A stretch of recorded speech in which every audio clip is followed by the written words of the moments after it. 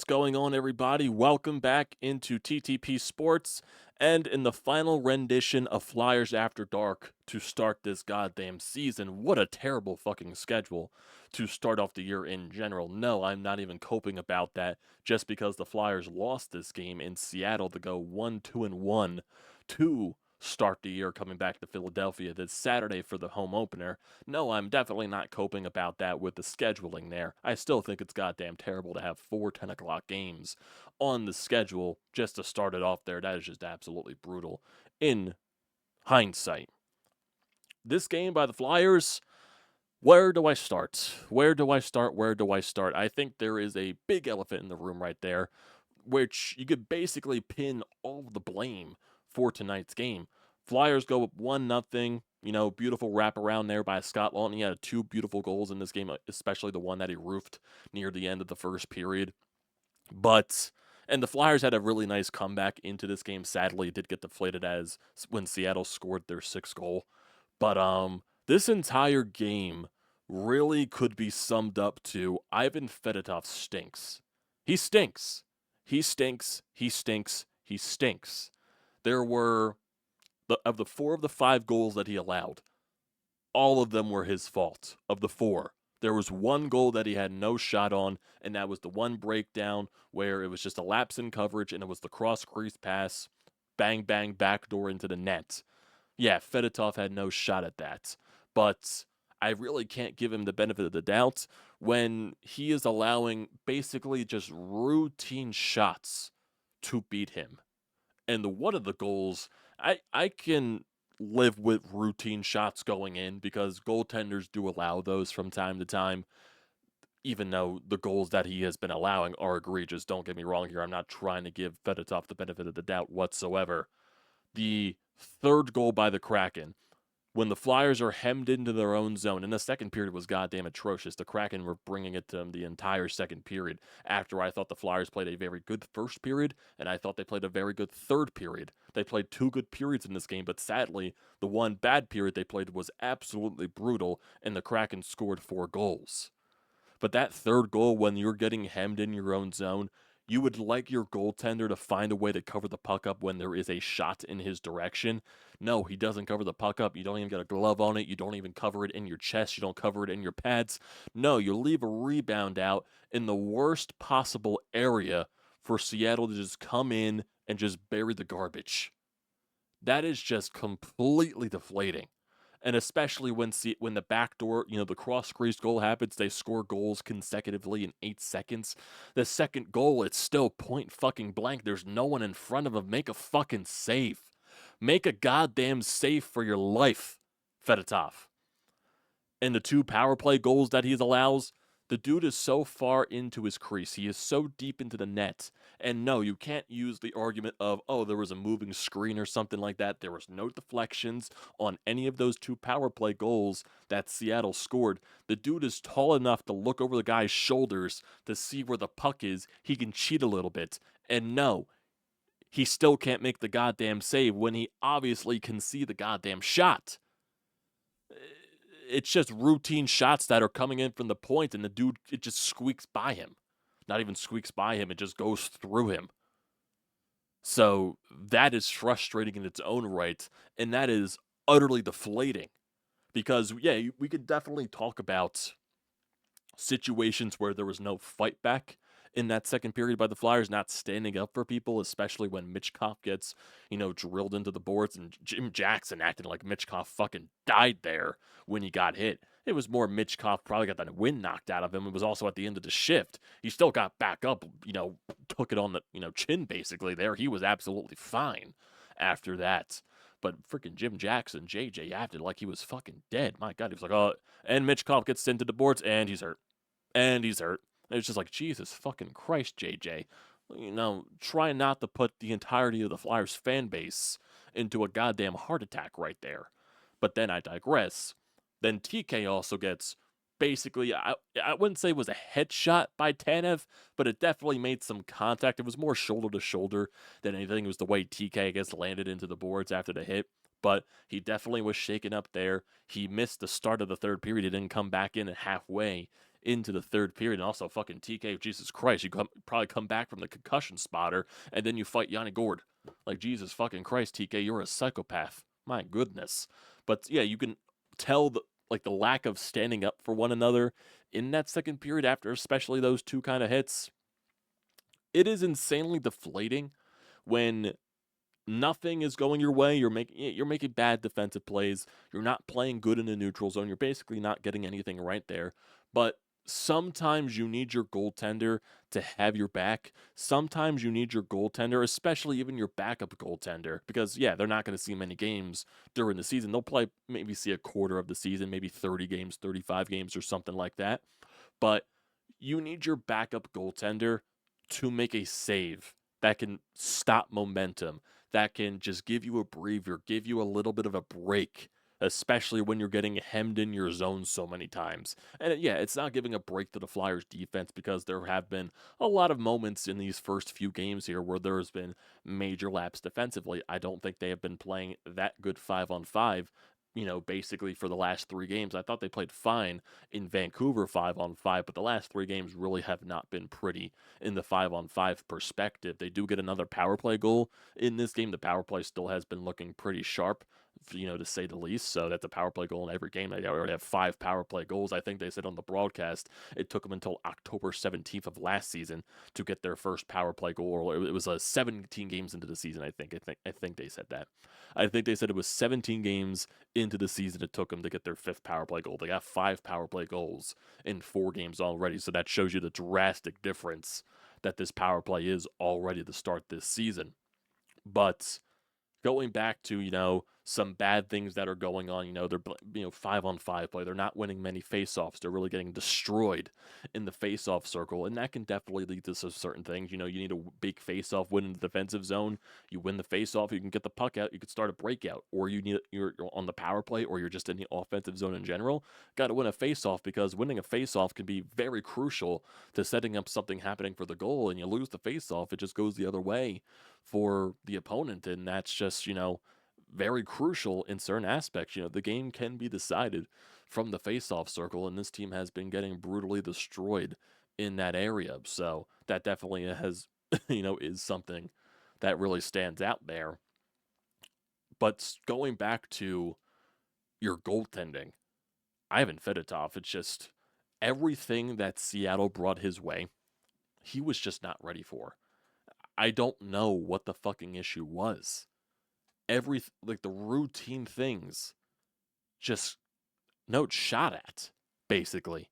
Just I just don't understand. The first goal, there was a moving screen, but he could see it. The second goal, there really wasn't a screen. Yeah, did it go through Risto's legs or something like that? Still, he has enough, room to see where that puck is coming from. The third goal just can't happen. That terrible fucking rebound that goes backdoor for Seattle to cash in. That can't happen. Like I said, the fourth goal, that was a complete defensive breakdown. It was a cross crease type of play. He had no shot at. But still, I don't want to give him the benefit of the doubt, especially with the way that he was playing the entire night. And it's, even going back to the Calgary game, I tried giving him more the benefit of the doubt against Calgary. Tonight, no. And then the 5th goal that Seattle scored, it was, yes, another turnover right after the faceoff that you won. It was a bad pass by Sanheim, but still another point-blank shot just beats him cleanly. That just cannot happen consistently from your goaltending, because even John Tortorella looked deflated on the bench after some of those goals were allowed. And yeah, the Flyers definitely were taking a lot of penalties today. They were very undisciplined once again, so that's something that really needs to be cleaned up. And I'm sure it will be cleaned up, but it's just to the fact that whenever you're having a lapse in play, whenever, something's not going your way during the game, you want your goaltender to maybe settle things down a little bit, make that big save. If the other team has a good play, your goaltender's right there to stop everything, settle everything down, slow the game down so it can give you a little bit of a breather and everything like that. Fedotov did none of that. Absolutely none of that. And yeah, then Ersson comes into the third period. It really didn't seem much. And then, yeah, it was the situation where the Flyers, they score the 4th goal.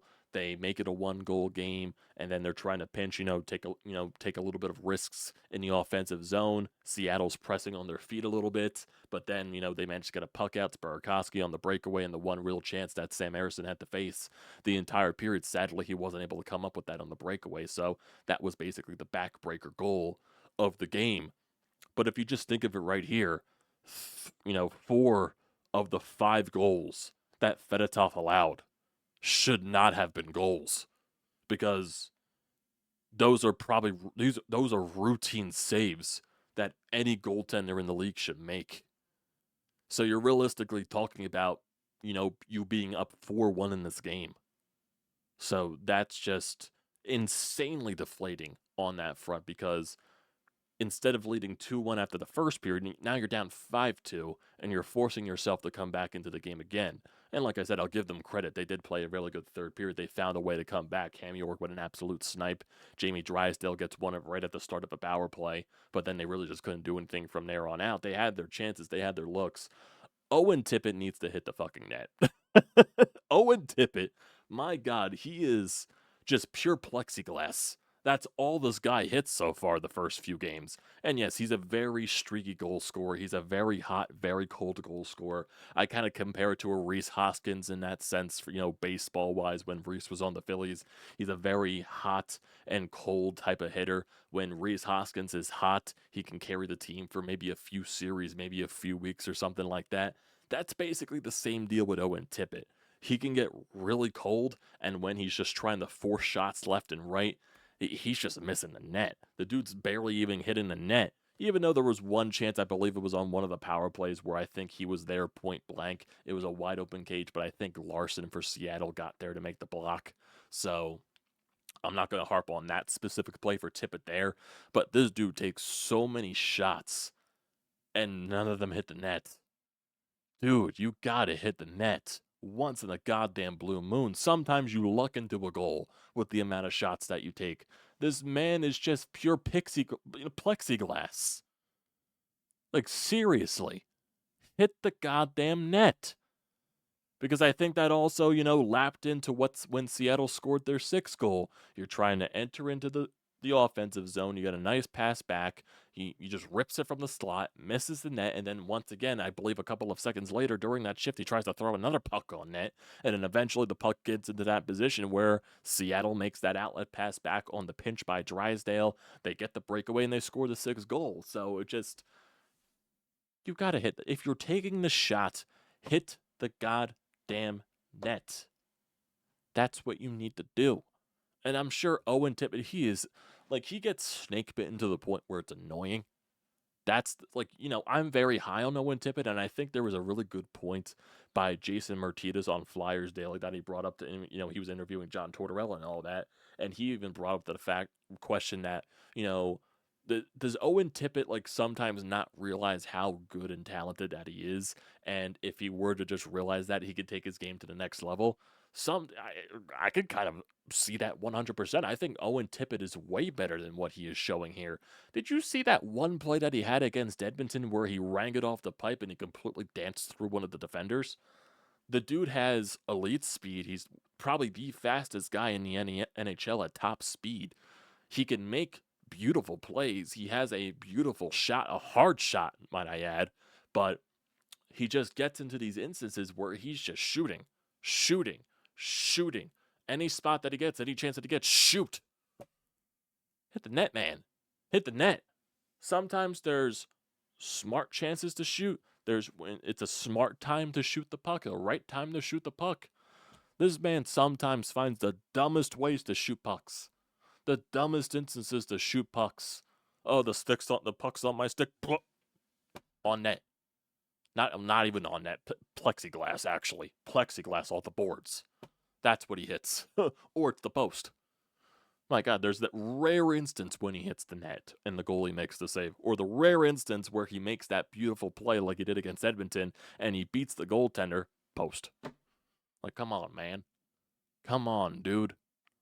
Gotta be better than that. Gotta be better than that. Gotta hit the net, man. Gotta hit the net. Jet Luchenko, I thought, had some nice moments in this game.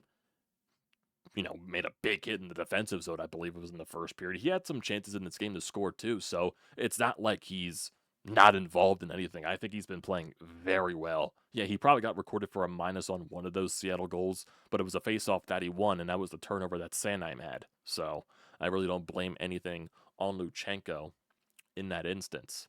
Also, another thing that I'm just looking at with this road trip. So you finish the road trip 1-2-1. You record the point in Edmonton.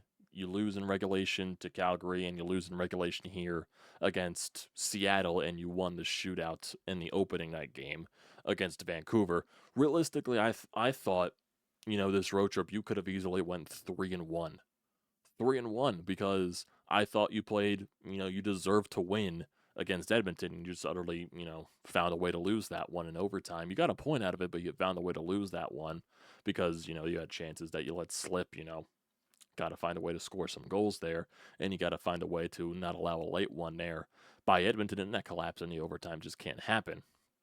Today was more blame on Fedotov, in my personal opinion. If Fedotov is not in the net, you win this game because that's just plain and simple. An NHL caliber goaltender doesn't allow the goals that he allowed tonight. So that's just plain and simple there. Completely plain and simple. I think Fedotov, how many goals did he allow against Calgary? Did he allow 5 against Calgary too, if I'm not mistaken?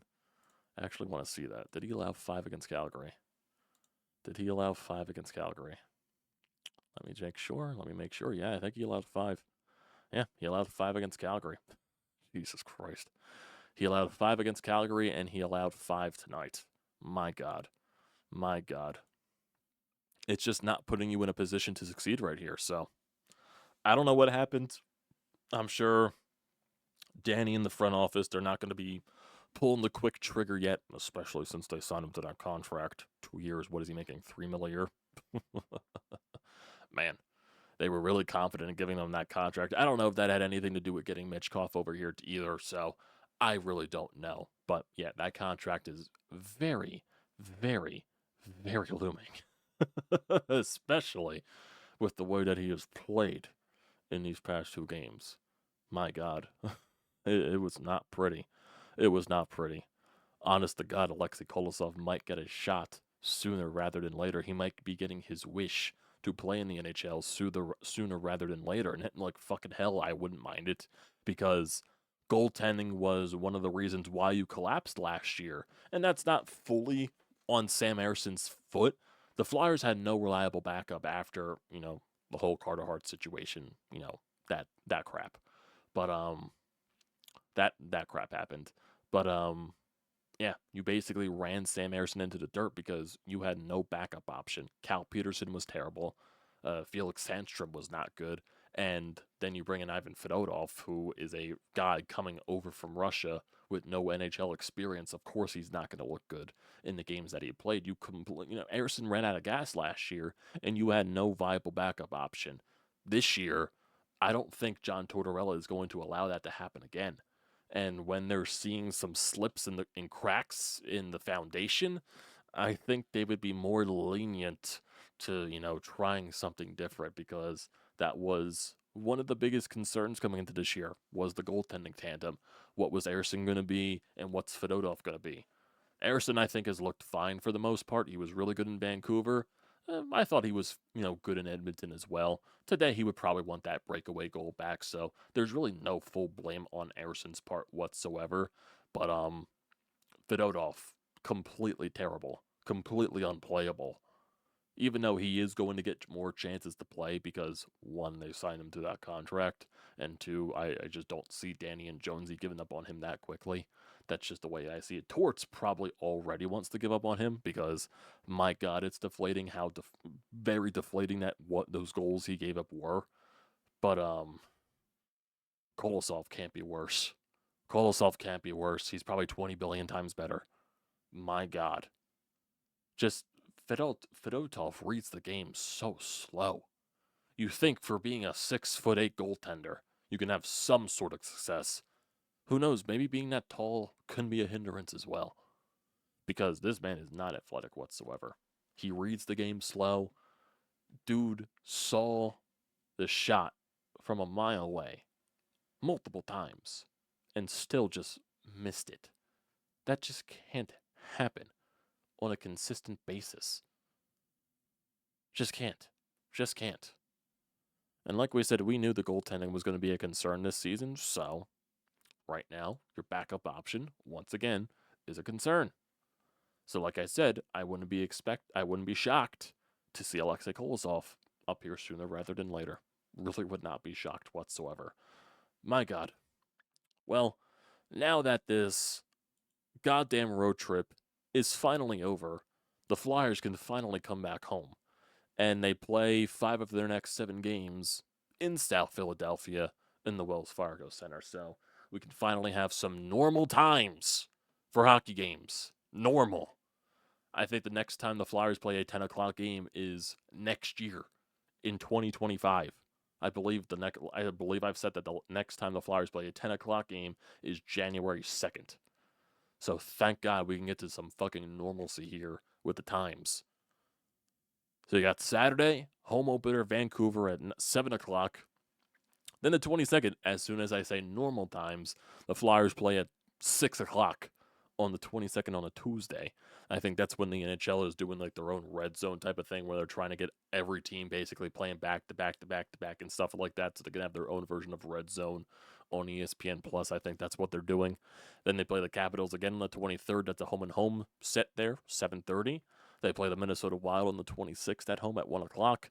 Then they follow that up with another home game on the 27th against the Canadiens at 7. They play the Boston Bruins on the 29th on the road at 7. And then they're home on Halloween against the St. Louis Blues at 7 p.m. So that's the rest of your October. We won't look at the entire schedule there because there's no need to. It is also 10 after 1 in the morning or 1:10 in the morning, basically here. So basically, it should be time to wrap this thing up, upload this shit, and go to bed. So, oh man, welcome back to Flyers hockey, everybody. Welcome back to Flyers hockey. Definitely going to be some intriguing things going here. Flyers surprised a lot of people last year with how they played, with how hard they played, how surprising they just came out of the gate with how good they were playing last year. It's not going to sneak up on people this year. It's not going to sneak up on teams this year. So the Flyers, they're going to have to find a way to adjust to the adaptations that teams have made. The adaptments, whatever the adjustments that teams made, they're going to have to adjust to the adjustments, basically. So that's going to be a learning curve for this team as the season goes along because no team's really going to be shocked. They have the tape on the Flyers. They know how they play, so it's not going to be a shocker to most teams now. So, appreciate you guys for tuning in. Don't forget to leave a comment in the comment section down below. Don't forget to drop a like. Don't forget to hit that subscribe button. Does me a great deal of service. Also use the code TTPSPORTS. $20 off your first purchase at SeatGeek. Great deal. Do not pass it up. Appreciate you guys tuning in as always whenever you decide to. And I will see you next time.